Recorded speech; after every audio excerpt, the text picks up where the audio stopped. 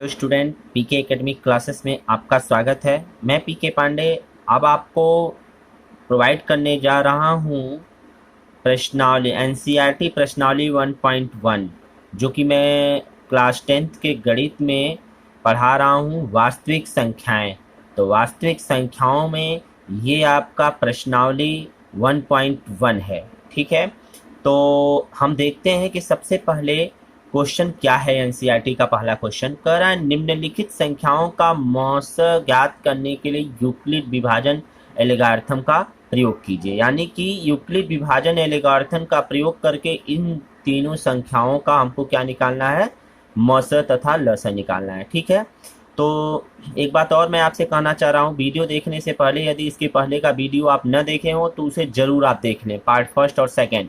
जब तक वो वीडियो देखेंगे नहीं तब तक ये क्लियर होगा नहीं। ठीक है, और एक चीज़ और, आप जो लोग नए जुड़ रहे हैं चैनल पे वो उस चैनल को सब्सक्राइब करना एकदम ना भूलें। ठीक है, तो चलते हम आगे। सबसे पहले हम दिखाते हैं एल्गोरिथम दे रहा है। तो एल्गोरिथम से पहले आपने देखा था विभाजन प्रमेय का क्या होता है, जैसे a बराबर बी क्यू प्लस आर, यानी इन्हीं सूत्रों का प्रयोग मुझे करना है। और एल्गोरिथम देखते हैं तो कहा गया था एल्गोरिथम क्या होता है, तो कहा गया था कि एल्गोरिथम जो होता है वो मतलब यूक्लिड विभाजन प्रमेयिका के कई चरणों में प्रयोग करने की एक विधि होती है। तो जैसे देखिए स्टेप वाइज स्टेप इसको हम उदाहरण से समझेंगे आगे।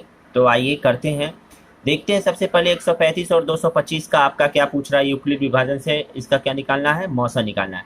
तो सबसे पहले मैंने बताया था इन दोनों संख्याओं में जो बड़ा होता है उसको पहले लिखते हैं, जो छोटा होता है उसको बाद में। ये लिखने का तरीका है। ठीक है, एक ही स्टेप से पढ़ने की कोशिश किया करिए आप लोग। माना ए बराबर, यहाँ देख सकते हैं आप कि अगर ऐसे लिखा है तो बड़ा ये है छोटा ये है, तो ए बराबर ये हो गया और बी बराबर ये हो गया। जैसे आप जानते हैं ना, ए को बीच में रखते हैं और बी से भाग दिया जाता है तो यहाँ पर क्यू आता है और यहाँ क्या आता है, आर आता है। तो ये फैक्ट क्या प्राप्त होता है, यूक्लिड विभाजन प्रमेय का यहाँ से क्या प्राप्त होता है, ए बराबर बी क्यू प्लस आर। ये आपका फार्मूला है, ये सबको पता होना चाहिए। तो अब यहाँ पर ए का मान 225 लिखा है और बी का मान इतना। तो सिंपल तरीके से सबसे पहले दी गई संख्याओं का ए और बी लिखते हैं और तुरंत भाग देने की कोशिश करते हैं। तो 225 में 135 का भाग देंगे तो एक बार जाएगा, यहाँ रखेंगे तो 5 में से 5 जाएगा 0, और यहाँ हल करेंगे तो हो जाएगा 90, शेष बचा। फिर यहीं पर क्लोज्ड करके फिर इसको आगे बढ़ाते हैं, यानी कि भाग को आगे बढ़ाते रहते हैं जब तक कि 0 न प्राप्त हो जाए। फिर ये 135 लिखेंगे, यहाँ पर 90 से भाग देंगे, 90 का 90, फिर 45 बचेगा। फिर उसके बाद यहाँ जो बचा 90 से भाग देंगे, फिर आगे बढ़ेंगे। यानी भाग का क्रम, जो शेष बचता है उसी को हम भाजक बना लेते हैं, और जो यहाँ पर भाजक बना रहता है उसको हम क्या करते हैं, यहाँ पर भाज बना लेते हैं। यानी यही क्रम आगे चलता रहता है। ठीक है, यहाँ देखिए 0 आ गया। अब इसी को यूक्लिड विभाजन प्रमेयिका की सहायता से हम क्या करेंगे, ये सूत्र हो गया। अब इसी पे एल्गोरिथम लगा रहे हैं। एल्गोरिथम का मतलब उसको चरणों में हम लिख रहे हैं। तो एक नया टेक्निक आपके सामने, सबसे पहले ये इसमें भाग देना है तो 225 लिख लीजिए। ठीक है, उसके बाद 135 गुणे 1 हो जाएगा, एक तो 135 गुणे 1, शेष कितना बचा है 90। इसी वाले फार्मूले में ऐसे रखते चले गए। ठीक, तो यहाँ देखिए 90 यानी आर का मान 0 नहीं प्राप्त हुआ, तो लिखेंगे आर इज इक्वल टू 90, जो कि 0 के बराबर नहीं है। इसका मतलब फिर हम आगे बढ़ेंगे, यानी देखिए जैसे यहाँ बढ़ता गया। तो आइए फिर अब किस में भाग दिए, 135 में 90 से भाग दिए, फिर 135 बराबर 90 गुणे 1, यानी कि ये भाजक गुणे भागफल बटे शेषफल, तो वही होता है प्लस शेषफल। तो 90 गुणे 1 प्लस 45 हो गया यहाँ पर। उसके बाद r इज इक्वल टू 45 जो यहाँ बचा उसको फिर देखेंगे 0 के बराबर दिख रहा है। ठीक, आगे फिर चलेंगे, फिर हमारा अभी 0 नहीं प्राप्त हुआ, इसका मतलब फिर 90 को 45 में भाग देंगे।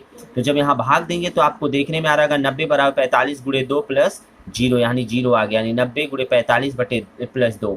ये देखिए 0 आ गया, इसका मतलब r बराबर 0 आ गया। तो यहाँ शेषफल क्या आ गया, 0 आ गया। अतः कह सकते हैं कि HCF इक्वल, जो यहाँ बचता है वही HCF होता है, या ऐसे यहाँ जो रहता है वही HCF हो जाता है। देख लीजिए, तो यहाँ शेषफल r बराबर 0 आता है, HCF इनका क्या हो जाएगा, 45 हो जाएगा। इसी प्रकार से आप इस पहले को भी कर सकते हैं और दूसरे को भी कर सकते हैं। ये आपके लिए होमवर्क है। यहाँ देखिए लिखे हैं 1 और 2 की सहायता से क्या करते हैं हम इसको, 1 की सहायता से 2 और 3 को हल कर सकते हैं। आइए एनसीईआरटी का क्वेश्चन नंबर दूसरा देखते हैं।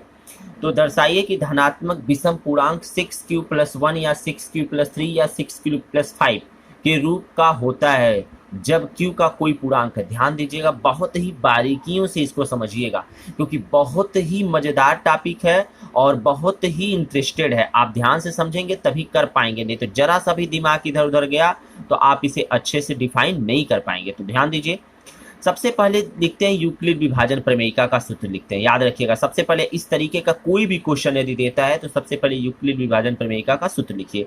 तो आप देख सकते हैं यूक्लिड विभाजन प्रमेयिका का ये सूत्र है यहाँ से यहाँ तक का लेकर के, जिसमें आर क्या होता है, हमेशा बी से छोटा होता है। अरे भाई, यहाँ पर ए से अगर बी से ए में भाग देंगे तो यहाँ क्यू होगा, यहाँ क्या बचेगा, नीचे आर बचेगा। तो आप शेष या तो 0 होना चाहिए या तो हमेशा इससे क्या होना चाहिए, छोटा होना चाहिए। ये तो बात पता है। जैसे 5 में अगर हम 3 से भाग दें कितना हो जाएगा, 3 एक नम 3 हो जाएगा, बचेगा कितना, 2। ये देखिए जो बचा है नीचे 0 तो है नहीं, लेकिन जो भी संख्या है वो इससे छोटा है, देखिए है कि नहीं है, वही चीज़ होना चाहिए। तो यानी कि r जो है, जो शेषफल है, वो हमेशा b से क्या होना चाहिए, छोटा होना चाहिए, या 0 होना चाहिए या 0 के बराबर होना चाहिए, लेकिन 0 से बड़ा होना चाहिए। ठीक। अब समीकरण 1 जो दिया है इसमें हम क्या करेंगे, इस क्वेश्चन को जरा ध्यान से देखिए, इसमें क्या दिया है, 6q। ये देखिए इसके जैसा दिया है, 6b क्यू प्लस r के जैसा दिया है, यानी प्रमेयिका जैसा दिया है। तो यहाँ पर देखिए b के जगह पर कितना दिया है आपका, 6 दिया है। तो अब हम समीकरण में b बराबर 6 रखने पर, यानी यहाँ 6 रख दीजिए, तो a बराबर 6q अब प्लस r को ऐसे रहने दीजिए, क्योंकि ये प्रूफ यहाँ r 1 मत लिखिएगा, 3 5 मत लिखिएगा, ये इसके अनुसार यही तो निकालने के लिए कह रहा है। तो ध्यान दीजिएगा, तो कह सकते हैं कि जो r है ये हमेशा क्या होगा, 6 से छोटा होगा, क्योंकि यहाँ b से छोटा था तो यहाँ क्या है, 6 से, ये 6 बना है, 6 और b एक जैसा लग रहा है, लेकिन ध्यान दीजिएगा यहाँ 6 है, ये 6 से छोटा है। तो 6 से छोटा का मतलब 0 से बड़ा, और 6 से छोटा का मतलब क्या आना से, 1 आएगा, 2 आएगा, 3 आएगा, 4 आएगा, 5, तो 0 1 2 3 4 5 तक पहुंचेगा। अब एक बार हम क्या करेंगे, r का मान यदि 0 यहाँ पर रखेंगे, फिर r का मान 1 रखेंगे, फिर r का मान 2 रखेंगे, फिर r का मान 3 रखेंगे, ऐसे करते हुए चलेंगे। तो r का मान यदि हम 0 यहाँ रखते हैं तो हमारा a बराबर 6q प्राप्त होता है, यानी 6q। तो आपको देख रहे हैं 6q यानी 6q, क्योंकि 6 जो है वो 2 से विभाज्य होगा, अतः ये 2 से विभाज्य हो जाएगा। ठीक, अतः 6q क्या है, सम है। इसी प्रकार से r बराबर 1 रखेंगे तो आपको प्राप्त होगा क्या, a बराबर 6q प्लस 1 प्राप्त होगा, यहाँ पर रखने पे r की जगह पर 1, तो 6q प्लस 1 हो जाएगा। तो 6q प्लस 1 2 से विभाज्य नहीं है, क्यों नहीं है, या आप इसे मत समझिए, क्योंकि ये अगर आप ये नहीं लिखना चाहते हैं तो ये मत लिखिए, ठीक, यही रहने दीजिए बस। फिर आगे चलते हैं, क्योंकि ये तो प्लस 1 जुड़ा है तो आपको आइडिया लग ही नहीं रहा, लेकिन इसमें देखिए r बराबर 2 रखेंगे, अगर यहाँ पर r बराबर 2 रखेंगे तो a बराबर 6q प्लस 2 आएगा। तो 6q प्लस 2 इसमें से कॉमन ले लीजिए 2, तो ये 2 से क्या हो जाएगा, विभाज्य हो जाएगा। जो संख्याएं 2 से विभाज्य होती हैं वो संख्याएं सम कहलाती हैं, आपको पता भी होना चाहिए। अगला है r बराबर 3 रखने पर, 3 रखेंगे तो आपको देखिए 6q प्लस 3, यहाँ से भी 3 कॉमन ले लेंगे तो 3 2 से विभाज्य होगा नहीं, अतः ये भी चाहिए तो मत लिखिए, लेकिन लिखना चाहते तो लिख दीजिए। 2 से विभाज्य नहीं होगा जब ये, तो ये क्या है, विषम है, लेकिन आपको ये लिखने की जरूरत नहीं है। इसी प्रकार से यदि r बराबर हम क्या करेंगे, 4 रखेंगे तो a बराबर 6q प्लस 4 हो जाएगा। 4 इसमें से 2 कॉमन लेंगे तो 2 हो ही सकता है, 2 से विभाज्य हो जाएगा, अतः यह सम है। इसी प्रकार से r बराबर 5 रखेंगे तो ये क्या है, 2 से विभाज्य नहीं है। इसका मतलब 6q और 6q प्लस 2 और 6q प्लस 4, यानी कि 3 संख्याएं ऐसी मिली जो कि सम है। अब बचे हुए जो संख्या है, जैसे 3 के लिए रखे थे आप, 5 के लिए रखे थे, तो वही देखिए 6q प्लस 1, 6q प्लस 3 और 6q प्लस 5, ये संख्याएं क्या हैं, विषम होंगी, क्योंकि ये संख्याएं सम है तो ये संख्याएं क्या होंगी, विषम पूर्णांक होंगी। यही आपका प्रूफ करने के लिए कह रहा था। क्या कह रहा था, ये देखिए प्रूफ करने के लिए कि दर्शाइए कि कोई भी धनात्मक विषम पूर्णांक दिस और दिस और दिस के रूप में लिखा जाता है। तो आपने अभी अभी देखा कि उसको हम क्या करते हैं, लिख सकते हैं, किसके रूप में, विषम पूर्णांक के रूप में इसे लिखा जा सकता है।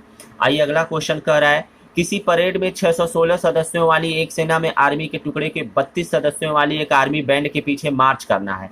तो सबसे पहले क्या करना है, स्तंभों की अधिकतम संख्या ज्ञात करने के लिए 616 बड़ा है, 32 छोटा है। सिंपल सी बात, हम क्या करेंगे, यहाँ देखिए दिख रहा है 616 और 32, तो यूक्लिड विभाजन प्रमेयिका से सिंपल सी बात हम वही चीजें करेंगे, यानी कि ऐसे लिख सकते हैं 616 इज ग्रेटर देन 32, ऐसे ना, ये हो जाएगा भाज्य और ये हो जाएगा भाजक। तो भाग देंगे, भाग देते 32 से का नम 32, शेष बचा ये 29, अभी भी 6 बचा। अभी मत सोचेगा कि यहीं आप ऐसे करके इसको लिख दीजिए, नहीं, अभी 6 बचा, उतारिए फिर देखिए इससे बड़ा हो गया, इससे फिर भाग दीजिए, 9 बार जाएगा 288 कटेगा 8 आएगा। अब कोई संख्या है नहीं है, इसका मतलब यही क्लोज करिए और ये चीजें यहाँ लिख दीजिए। तो 8 चौक के 32 यानी 0 प्राप्त हो गया। इसी चीज को यहाँ लिख देते हैं प्रमेयिका की सहायता से। ये देखिए प्रमेयिका लिखा गया, या हर जगह लिखा जाएगा। 616 बराबर 32 गुणे 19 बटे कितना आएगा 8। तो 616 बराबर 32 गुणे 19 प्लस 8 यानी r बराबर 8 नॉट इक्वल टू 0 यानी शेषफल 0 नहीं प्राप्त हुआ। तो आगे बढ़ाएंगे, तो आगे बढ़ाएंगे फिर 32 में 8 से भाग दिए, फिर 32 में 8 से भाग देंगे तो गुणे 4 हो जाएगा बटे 0 यानी r का मान 0 आ गया यानी r बराबर 0 हो गया। अतः HCF किसका 16 और 32 और 616 का कितना आ गया 8 यानी यही जो लिखता है यही है, यानी अंत में जो जिससे भाग देने पे कटता वही इसका HCF प्राप्त होता है, मौसा प्राप्त होता है। ठीक है, अतः अधिकतम स्तंभों की संख्या कितनी हो जाएगी 8 हो जाएगी। इसी प्रकार से क्वेश्चन नंबर यदि 4 हम देखते हैं तो कह सकते हैं 4 में यूक्लिड विभाजन प्रमेयिका का प्रयोग करके दर्शाइए कि धनात्मक पूर्णांकों का वर्ग किसी यम के लिए 3m या 3m+1 के रूप में होगा। वही चीज एकदम हूबहू करेंगे, यूक्लिड विभाजन प्रमेयिका लिखेंगे। उसके बाद यहाँ देख लीजिए 3 दिया इसके सामने, 3 दिया इसके सामने, इसका मतलब b का मान 3 दिया है ऑलरेडी रखने पर, तो यहाँ रखिए b के जगह पर 3। तो ऑब्वियस सी बात है r का मान जो होगा वो 3 से क्या होगा छोटा होगा, इसके पहले अभी बताया है। उसके बाद 3 से छोटा होगा और 0 से बड़ा या 0 के बराबर, तो 0 1 2 3 तक नहीं जाएगा, तो 0 1 2 यानी r का मान ये बारी बारी से रखते चलिए। एक बार 0 रखेंगे तो यहाँ 0 रखेंगे तो a बराबर 3q, तो दोनों पक्षों का वर्ग करके जरा चेक करिए। तो इसका वर्ग करेंगे तो a स्क्वायर, इसका करेंगे 3 त्रिक का 9 और q का करेंगे तो q स्क्वायर, तो 3 त्रिक का 9 q स्क्वायर यानी इसको लिख सकते हैं 3 गुणे 3 q स्क्वायर, तो इसको लिख सकते हैं 3 और इस 3q स्क्वायर को हम मान, क्योंकि यहाँ यम के रूप में कह रहा है ना इसलिए हमको मानना पड़ेगा, तो यहाँ मान लेते हैं यम, जहाँ यम बराबर 3q है देख रहे हैं, तो इसका मतलब 3q रखेंगे तो हो जाएगा 3m, तो यानी कि पहला टॉपिक ये आ गया r बराबर 0 रखने पे 3m। अब r बराबर 1 रखेंगे तो a बराबर 3q+1 हो जाएगा। फिर दोनों पक्षों का वर्ग करेंगे तो a स्क्वायर बराबर इसका वर्ग करेंगे, तो यहाँ देखिए सूत्र बन गया यानी a प्लस b का होल स्क्वायर बराबर a square plus 2ab plus b square. यहाँ देख लीजिए इसका स्क्वायर करेंगे तो 3q स्क्वायर है 9q स्क्वायर हो जाएगा, और जब 2ab करेंगे यानी दो सूत्र वाला, a के जगह पर 3q दिया है b के जगह पर 1, तो क्या हो जाएगा 3 एक नम 3 और 3 दूनी 6, 6q हो जाएगा। और फिर b का स्क्वायर मतलब इसका 1 का स्क्वायर, तो 1 का स्क्वायर मतलब 1। तो ये देखिए यहाँ से इन दोनों में से 3 कॉमन ले लीजिए तो बचेगा 3 त्रिका 9 यानी 3q स्क्वायर बचेगा। और यहाँ से जब 3 कॉमन लेने का मतलब भाग देना, यहाँ जब 3 कॉमन लेंगे भाग देंगे तो 3 दूनी 6 यानी 2q बचेगा +1। तो अब देखिए 3 के रूप में मुझे बनाना था इसलिए हमने 3 कॉमन लिया है, क्योंकि क्वेश्चन ऐसे कह रहा है। तो इसके जगह पर हमने क्या रख दिया m रख दिया, तो मान लेते हैं इसके जगह पर क्या है m है, तो यहाँ जो m रखेंगे तो प्राप्त हो जाएगा 3m+1। फिर देखिए इसमें m आ गया। इसी प्रकार से r बराबर 2 रखेंगे तो यहाँ 2 आएगा, यहाँ पर 3q+2 दोनों पक्षों का वर्ग करेंगे, फिर वही चीजें प्राप्त होंगी a square plus b square plus 2ab, ये देखिए प्राप्त हो गया। फिर अब इनमें से हल करना है, तो ये 4 को आप लिख सकते हैं 3 + 1, तो अब इस 3 को इसके साथ ले ले तो ये बन गया टोटल सिस्टम, और +1 रहने दे। इसमें भी देखिए 3 12 और 9 इन सब में लघुत्तम यानी LCM आपका कॉमन जो हो जाएगा वो हो जाएगा 3, तो बचेगा क्या 3 त्रिक का 9 q स्क्वायर प्लस 3 चौक के 12q प्लस क्या बचेगा 1 और +1। तो इस टोटल सिस्टम को आप क्या मान सकते हैं यम मान लीजिए, क्योंकि यम के रूप में ही दिखाना था, इसको टोटल मैंने यम मान लिया। यहाँ रखेंगे 3m+1 यानी 3m+1 हो जाएगा। तो देख लीजिए 3m+1 इसके पहले भी 3m के रूप में, तो अतः किसी भी धन पूर्णांक का वर्ग किसी पूर्णांक यम के लिए अगर देखेंगे तो 3m अथवा 3m+1 के रूप में क्या होगा लिखा जा सकता है। ठीक है, अगर ये वीडियो न समझ में आ रहा हो तो इसे एक बार जरूर देख लीजिए, आपको क्लियर हो जाएगा। ठीक है, क्योंकि वीडियो लंबा हो जाएगा इसलिए मैं जल्द से जल्द यहाँ बताने की कोशिश। ये लास्ट क्वेश्चन है आपका एनसीईआरटी का। लास्ट क्वेश्चन क्या कर रहा है, यूक्लिड विभाजन एल्गोरिथम का प्रयोग करके दर्शाइए कि धनात्मक पूर्णांक का धन 9m+1 9m+8 के रूप में होता है। माना क्यू एक धनात्मक पूर्णांक है, यह 3q + 1 और 3q + 2 के रूप में लिखा जाता है। अतः हम सिद्ध करना है क्या कि ये 9m और 9m + 1 और 9m + 8 के रूप में लिखा जा सकता है। तो सिंपल सी बात, वही चीजें करेंगे। क्या करेंगे? यूक्लिड विभाजन प्रमेय का लिखेंगे, उसके बाद पर्टिकुलर यहाँ पर मान रखते चले जाएंगे, लेकिन वो थोड़ा सा लंबा हो रहा है। देखिए शॉर्ट ट्रिक में, और मैं इसको दिखा दूं, डायरेक्ट जो दिया है इसका क्यू करिए, क्योंकि क्यू के रूप में यहाँ पूछ रहा है ना।